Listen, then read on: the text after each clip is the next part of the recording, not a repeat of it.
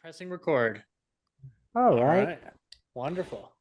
Here we go. 9 minutes before 4 o'clock. Mimi, Zach, and I'll just talk. Here we go. On five. 5, 4, 3, 2, 1. Well, hi, everybody. I'm Walden Hughes along with Zach and Mimi Hello. Gibson. Welcome. Hello. Welcome to our stuff. Appreciate you dropping in. Thanks. Glad to be here. Hey, Go ahead, Zach. You might have a question right off the bat. well, I don't know. I don't know if I have so much as a question as I have a clip to show our lovely. Why don't you do that? guest. That's a great idea. I think Great I'm idea. gonna. I think I'm just gonna go ahead and do that, despite what you just said. No. All right, Mimi. I think we're going down a trip down memory lane. November 1st, 1959. But anyway, it really was just wonderful having a guest. You know, I mean, such a distinguished... Yes, sir. Mr. Benny? Yes? Mr. Benny, may I have your autograph, please? Well, yes, honey, but then you shouldn't come up from the audience because then everybody will come up for an autograph. You know, wait, I'll tell you what, wait till after the show and then I'll sign it for you. Okay. Good. Anyway, ladies and gentlemen, I would like to... Honey, I'm going to work alone. Look, go back. Is that your mother you're sitting with? We'll go back there and then I'll sign it right after the show. Oh, wait a minute. As long as you're here, all right, I'll sign it now. Kids have no inhibitions or anything. What's your name, honey? Judy? Judy. That's Judy. That's a cute name. Judy. How old are you, sweetheart? 9. 9 years old. That's cute. Mr. Benny? Yes? I liked your show 2 weeks ago with Mr. Truman very much. Oh, did you? Well, I'm glad. It was nice having a former president. There you are. There you are, honey. With love to Judy. There you are. Thank you. You're welcome. And now, ladies and gentlemen, I would like to introduce my... Yeah, what now? Well, look at the way you signed your name. President Benny.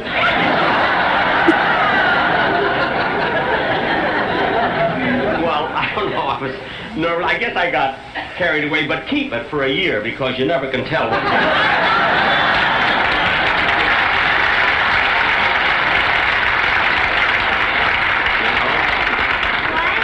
I say you never can tell. I might be your next president. You know?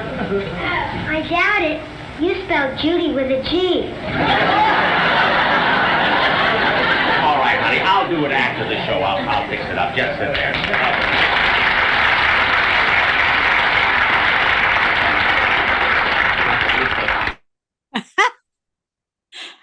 I have not ever seen that. Wow, that it's funny because I remember we were preparing for this today, and Walden was like, you should look up the clip that she's in. And I'm like, oh, okay. So I looked on there and I'm seeing this and I'm like, it's sort of like an extension off of another bit that he had done in the early television years where the little girl goes up. Yes, with Beverly. Yeah. Right, Beverly. Yeah. And the gag there ends up being that she's named Margaret Truman. And then, Yeah. but I like this one too because it's very rare that that anybody calls Jack on being illiterate. Like it's a wonderful bit. I loved it. Now, Walden, it's your turn. So, Mimi, any idea how you got the job? Was there an audition? Did they just ask for you? You have any idea how that came about? Well, usually we went on our auditions, although I don't know, for the live TV, you kind of got a reputation that you wouldn't break up or you wouldn't flub your lines. And so I only did 2 Jack Bennies, but I did 8 Red Skeltons. And so we all kind of, people knew us and knew that, and like Beverly Washburn, they just hired us because they knew us and we'd do an okay job. So you probably did a Red Skelton before then, right? So they knew that you could handle comedy, probably. Yeah, yeah. Yeah, you got a reputation. And the sets were right next to each other. So, they both were live audiences. And so Red was in one set, I think it was to the right, and Jack was in the other one. And it was exciting. We all loved it. We all loved doing live TV. Live TV was the best. It was the very best. So typically, did your mom and you get the script the day before and you memorized it? What was a typical routine for live TV in those days? You'd get it the week before, and then you would have rehearsals, and then shoot. I think it was probably, I can't remember what day, but it was that you would get it the week before, you'd memorize it, then you'd rehearse it with everyone. If there was more than one person, this was just Jack and me, but sometimes, there was Rochester and other people involved, and Don, well, maybe Don announcing something, I'm not sure. Anyway, and then after the rehearsal, a day of rehearsal, then we would shoot it live. What was a typical day like? Was it always on the lot? Would you eat off site for lunch, or what was a typical shooting day like in live TV during the period? Well, at CBS, which was where Red Skelton and Jack Benny were, it was in the Cube. It's a big building that's still there, although it's going to be torn down, and breaking my heart.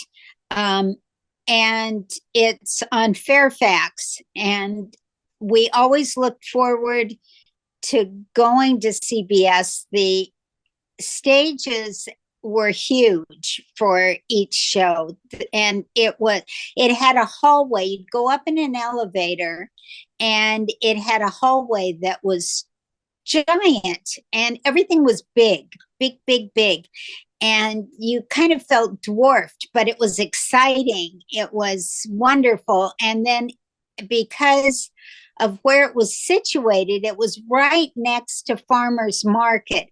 And of course, everybody had a cafeteria or a commissary, and you could eat there, but we'd all run over to Farmers Market because it was so much fun, and you got a variety of choices of everything you could ever want. And it was really fun. You could shop there during your meal break. So and Farmers Market is still there, and it's still going strong. And yay for Bob's Donuts. I'm giving you a big push, Bob. I want a free donut next time. Anyway, it was a wonderful atmosphere to be in. Yeah. How different was it from that to do live TV when the film work? Because you did a lot of film work in the late 50s too. Was there much difference for you as an actress to get ready for one or the other? Well, what you didn't do in the film work is of course, you had your lines ahead of time, and you probably even a couple weeks with the film work, and then you would show up on the set and you would do your part.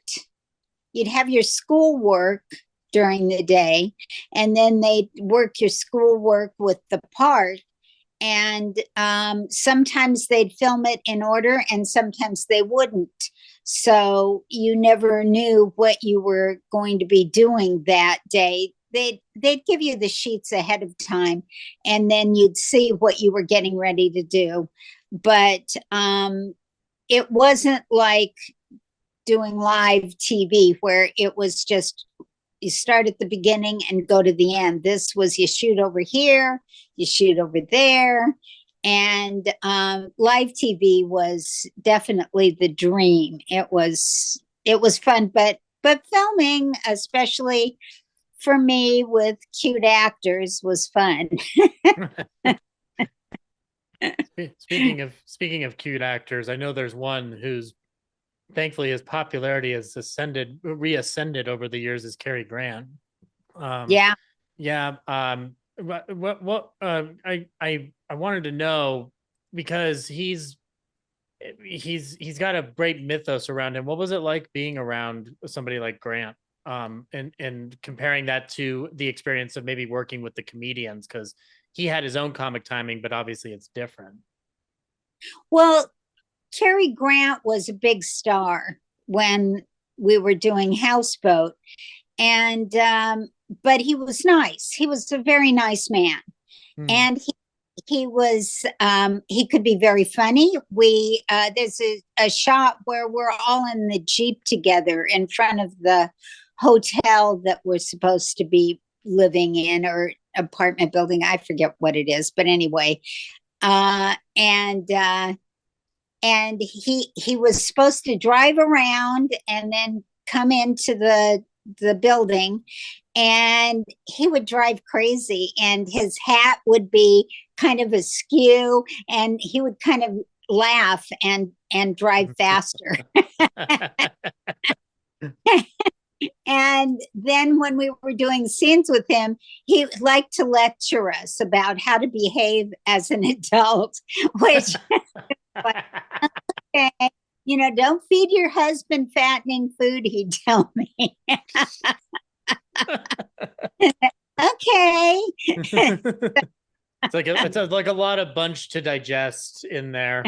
It seems like you've worked with a lot of like very friendly faces in show business, like a lot of like some of the people we hear about as like the kind sweethearts of old show business. Um, you talked about Jack, and you talked about Carrie. What was working with Red Skeleton like? Because he and Jack obviously collaborated on a bunch of small stuff with in between each other's shows. And Well, let me just say something about Jack. I think Jack Benny was a genius, a comedic genius. And Red was very broad, and he had a lot of characters, and he loved to make people laugh. And Jack was a very private person, but Jack's brunt of all the jokes was himself. And I was watching It's a Mad, Mad, Mad, Mad World the other day, and Jack had a small cameo in it. Yeah. But all he had to do was just look at the camera and you laughed, and to know himself, to know what made people laugh, and that, all of the things about his vault and how stingy he was, and all the different things about him, and the way he just stood there. He could just stand there and like look at you, and you'd think it was hilarious. So I'm sorry, I got off the subject. Where was I? Well, no, actually, I have a good follow up to it, because it was concerning Red, but you were just admiring Jack's genius and kind of comparing it to Red. Yeah. And I'm curious in that respect. Did you recognize how unique Jack was in that respect that young, or did it take you a couple of years to kind of figure that out? Well, okay, so being a kid during those times, and you watched TV with your parents, and so you watched Jack Benny, you watched Red Skelton, you watched Groucho Marx, you watched Milton Berle was sort of on his way out as I became aware of what we were watching. And these were family programs where everybody could watch together. And I'm sorry we don't have anything really like that. I guess we have a few little, but it's Walden. I don't know why that's bleeding. Give me a second. I'm figuring out why. No worries. There we go. Okay, go ahead. Worries. Well, you're right. There is a broad, expansive point where you guys are all able to really talk about the shows that you're watching, and to see to watch it together as a family. So like, like when you're watching Jack as a kid, like, do you kind of recognize like this is something that's different from all the other stuff I'm watching? Yes, and you knew what to expect. When you were watching all these different people, you knew this was going to go on with Red. He was going to play some goofy character, but Jack was always Jack, and and you were just waiting for that look, that lift of his head, the jokes about his violin. And by the way, you'd rehearse, and the minute rehearsal was over, his dressing room was right off stage. He was in that dressing room playing his violin. Oh And let my me God. yeah. And he played it for hours. When he wasn't needed, they were setting up lights and all of that. He was playing his violin. I'm sorry. And I'm sorry. I'm really obsessed with those times that he would go away for it. Did you ever walk in and like sit in on him playing, or did he kind of keep it private? oh no, it was very private. He'd go in, shut the door, not you didn't ever No. go in. Oh, fair Surprise. enough. but his playing, they always made fun of his playing, and he was the brunt of the jokes of his playing, but he was a fabulous violinist. And I even went to Hollywood Bowl and heard him play a couple times. He was fabulous. But he was a very private person. He liked Beverly a lot, but I didn't ever have any kind of a friendship like she did. She was very lucky. He just loved her. Of course, we all love her, but anyway. And But I've had the privilege of directing Beverly not too long ago. I get it. She's a very sweet soul. she But is. but so I guess I'm wondering too, as somebody who, because you were talking about where the studio was located at this point and whatnot, when you see that world's changing, like how do you feel about it? Is like, because it's I wish that kind of monument to early television was still standing and it's not being like Oh, completely overhauled, I feel especially blue about CBS, because it was so wonderful to work there, and all the live TV was right there. That was live TV right there, and so I feel sad about it, but too bad. Yeah, it is indeed. And Walden, did you have anything? I didn't mean to cut in Uh-huh. on you, buddy. No, you're doing a great job. Talk about the Hollywood Bowl concert. Did you want to go, Mimi, or did somebody give you tickets? What do you remember about that experience seeing Jack play at the Hollywood Bowl? I remember my mom getting tickets, and we went. I liked classical music when I was a kid. I don't Uh-huh. remember what Jack played, but what he did was beautiful. And then he did a few comedic things as he would do, and it was just a delightful time. Of course, everything at the Hollywood Bowl is terrific. Yeah. I want you to tell Zach your Sophia Loren story. Oh, the one about Sophia's pearls. Yeah, I'm please do. I listening. think yeah. Okay, wait a minute.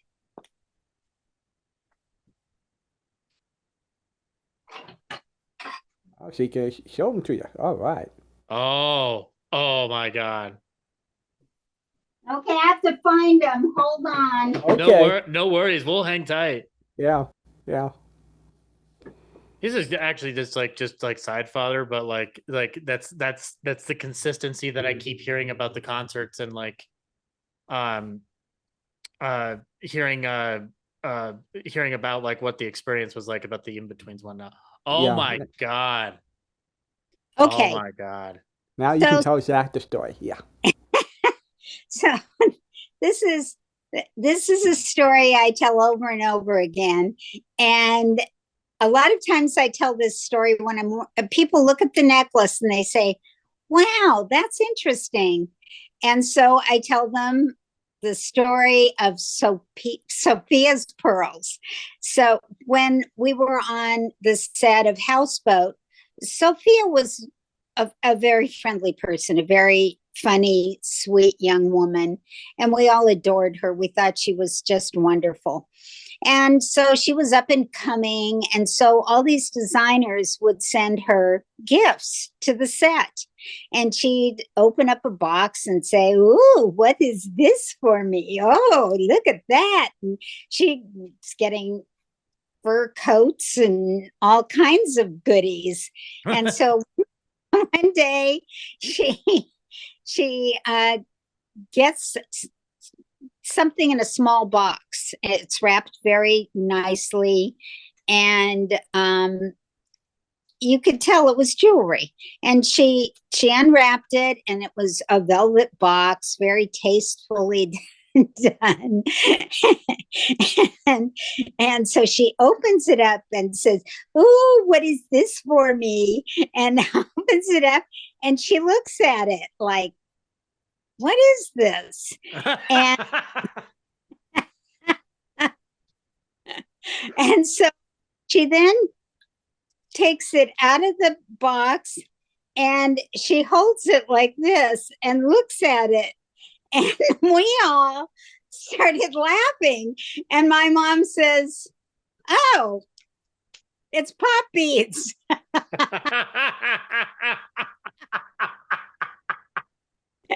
She popped him in front of Sophia, who was like,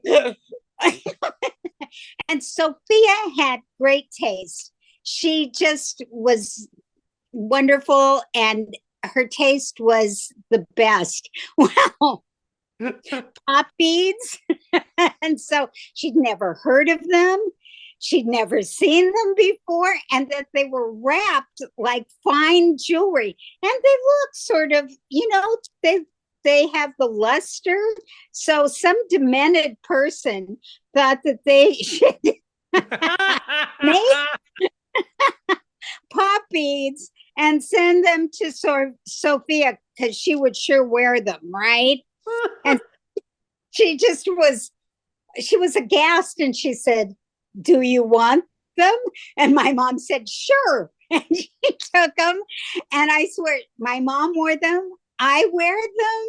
And, people will stop me and they'll say, wait a minute, what are you wearing? Can you imagine? You got to have a lot of nerve to send Sophia Loren pop beads. This is how I can equate it to modern experience. Like, I had a sister, she'd have a lot of pop jewelry, but we can't claim that Sophia Loren just tossed it to us. I think it's the funniest story. I just love it. But the look on her face, she couldn't quite figure it out. It didn't compute. This is what the streaming age was built for. This needs to be a Netflix special of trying to track down who had the balls to sit down and said, I'm going to send these elegant pop beads to Sophia Loren. I'm sure she'll wear them. Sitting inside with, like, petting a cat, just going like, she'll wear them every day. Oh my God. Thank you, Walden, for making sure that I heard that story today. Oh, I want you to hear that. Yeah. Walden knows my sense of humor. He knows that I'll find that funny. And we might also mention Mimi does have a book out, a fairly new book out, your autobiography. Yes. What's the title and how can people get it, Mimi? You want to mention your book? It's called Working Kid, and it's on Amazon, and it's $14.99, and it's about my childhood and my career. But it's also about the very, very fine work we did at Screen Actors Guild on the Young Performers Committee. And Paul Peterson, who played my brother in Houseboat, he got us all together. He had started a minor consideration, which was to help kids transfer into adulthood who were having trouble, who'd been working kids, like all of us. But, most of us just kind of transitioned and it was okay. But some, as we all know, had a really tough time. And so the Coogan Law, even though it was supposed to protect children's money, didn't at that time, because there was a clause in the law that said it was for contract players. Well, nobody was a contract player in the 50s. That all changed. And so we got together, and it took us 8 years.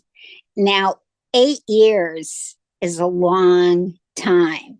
And I lived up in Los Gatos, and I came down almost every month because my money wasn't saved. And if you read a lot of these kids' books, their money wasn't saved either. And we got the law passed, day one, $1, 15% of every kid's money. And that doesn't sound like a lot, but there's a lot of expenses when you're a working kid. So they get the money at 18. We would have liked it older because, a lot of kids aren't mature enough to handle the money, but that's the law in the state of California. Mm-hmm. And most of the contracts done for productions all over the world are under California law. So we got that changed, and we got a school requirement changed because we couldn't figure out why they were always so nasty to us, and they would take our work and throw it in the trash in front of the other kids. And it's because if your butt's not in the seat, the school doesn't get any money. And even though you're going to school on the set and getting excellent help from all of those studio teachers, the school, it was adversarial. So we got that changed, and now schools get money for working kids. And so we tried to alleviate that as best we could. And Sheila Kuehl, who has had every job in the world, she was a working kid. Her name was Sheila James, and she was Zelda on Dobie Gillis. She was working. She was then a state representative, and she carried that bill, and we were all very proud, very, very proud. No, yeah, it's remarkable to see that one of the other child actors who's one of those representatives is like carrying that torch and like kind of like joining in with you to get that to the end. It was wonderful. It was serendipitous, and I'm very proud. And there were not a lot of us kids on the Young Performers Committee that, although Melissa Gilbert, she was our chair. Jeannie Russell, who was Margaret on Dennis the Menace, she was our chair for a while. Johnny Whitaker, he was our secretary. He was a great secretary. He was the secretary the whole time we were there. We got tired after 10 years and left. But, I mean, how much can you do? So anyway, so I talk about that. And I talk about rules for kids, what kids are expected to be like on a set, what a set is like, and things that people really don't know, and what's expected of the parents. And so I think it's a handy dandy book. It's not just your life story. It's practical lessons, and it's one of those elements of show business for how wonderful a joy it can bring us, is to realize that those sifting cracks need to be filled with something that creates a steady foundation for somebody ahead. Like, that's a wonderful thing. Yeah, absolutely. And but most of the time when you're working, it's fine. Everybody just does their job and does the work, and it's fine, and people are pleasant to each other. I don't know what it's like now. I haven't worked in the business for 50 years, but in those days we were all just there to do the work, and we liked doing the work. That it was very satisfying. You as a kid, I think it's harder to be a kid actor than an adult actor. We have to memorize lines. We're just little kids. We are barely learning to read, and we have to, mind our manners. We have to not make the director mad. And we have to know your spot. And there are things that, you have to do, and you're just a kid. So I think it's tough, and I think that kids, we all like to see kids in things. It's fun, but it's pretty darn good, when a kid does a great job. It really is. And it's a good thing to make sure that they're properly taken care of for providing that kind of entertainment, to providing that kind of a laugh like you do on Jack's program or Red Skeleton's program. That's an important thing to make sure that if we're getting enjoyment out of like that one bit that we showed at the top of the interview, then we want to make sure that somebody like you is taken care of down the line. Like that's the bottom line. Yeah. I'm Yeah. glad that you and that group took a stand and made sure that the future has a solid foundation to stand on. That's a remarkable thing. Thank you. I'm very proud of our work. Very proud of it. Yeah. And Walden? Well, Mimi, thank you for joining us, and you've been a delight like always. And we'll be talking again in March for Spurfax. Can I say one more thing? Of Of course, course. Yes. There is a documentary on the automat, and everybody talked about the old automats in New York and Philadelphia, anyway, all on the East Coast, and how wonderful they were. Well, Jack Benny was noticed. He was, his personality was that he was a cheapskate. So he was doing, I think it was a play, but it might have been his show in New York at the time. I don't know. And he had a big party, and he had it at the automat and gave everybody rolls of nickels as they walked in. And I thought that was priceless. That was just wonderful. That's a good modern day Benny scoop for people, because that documentary is now available on HBO Max, so they can watch this. Interesting. I still haven't seen it yet, so now I know I have to just tune in right away to watch this. Oh, that's remarkable. Thank you so much, Mimi. Okay, thank you for having me.